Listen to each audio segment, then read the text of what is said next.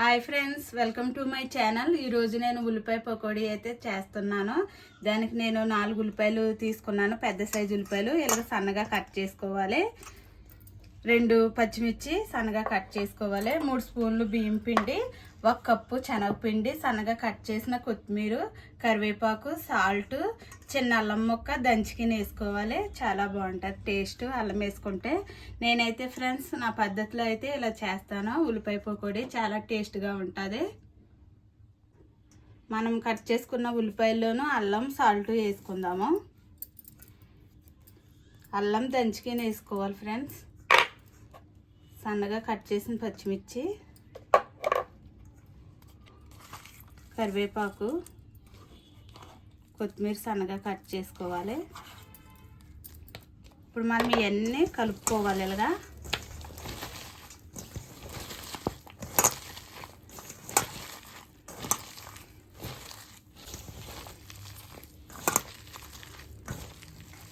ఇలా ఉల్లిపాయల్లో రసం రావాలి, మనం కలుపుకుంటే ఇలా కలుపుకోవాలి. ఈ ఫ్లేవర్ అన్నీ పట్టాలి ఉల్లిపాయలకి. కొత్తిమీర, కరివేపాకు, అల్లం, సాల్ట్ వేసుకున్నాం కదా, ఇవన్నీ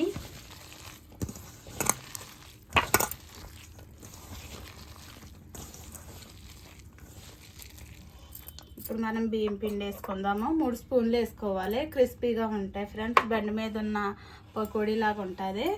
ఇప్పుడు శనగపిండి కూడా వేసుకుందాం. ఇవి కూడా ఇవన్నీ కలుపుకోవాలి.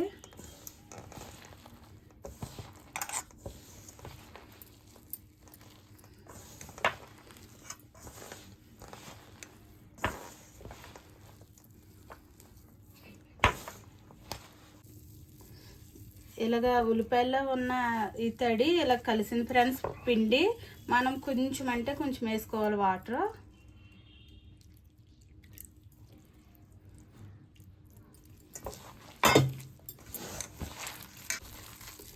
ఫ్రెండ్స్ ఇలా కలుపుకోవాలి. పిండి మరీ జోరుగా కలుపుకోకూడదు. మనకు కొన్ని అంటే కొన్ని వాటర్ పట్టినవి సరిపోద్ది. ఈ విధంగా కలుపుకోవాలి.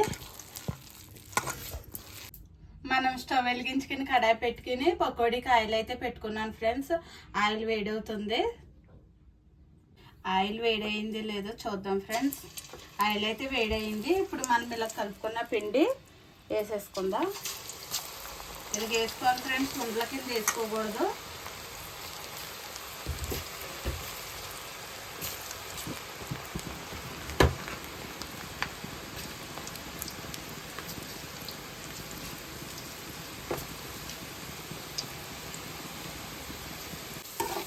వేపుకోవాలి ఫ్రెండ్స్. స్టవ్ మీడియం ఫ్లేమ్లో పెట్టుకుని వేపుకోవాలి.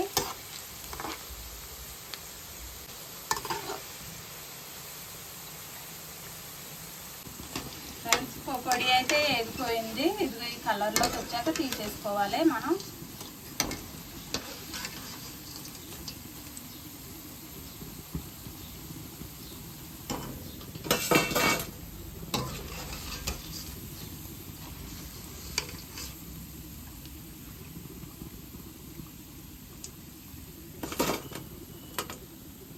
ఫ్రెండ్స్ ఇలాగ విడివిడిగా వేసుకోవాలి.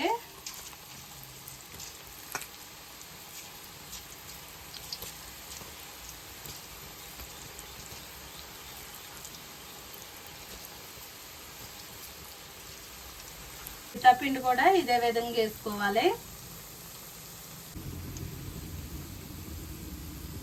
ఇంట్లోనే చాలా సింపుల్గా ఈజీగా ఇలాగ ఆనియన్ పకోడీ చేసుకుంటే చాలా టేస్ట్గా ఉంటుంది ఫ్రెండ్స్. ఈ పద్ధతిలో చేసుకుంటే చాలా బాగుంటుంది. మీరు కూడా ట్రై చేయండి. నచ్చితే లైక్ చేయండి, షేర్ చేయండి, సబ్స్క్రైబ్ చేయండి. Bye friends.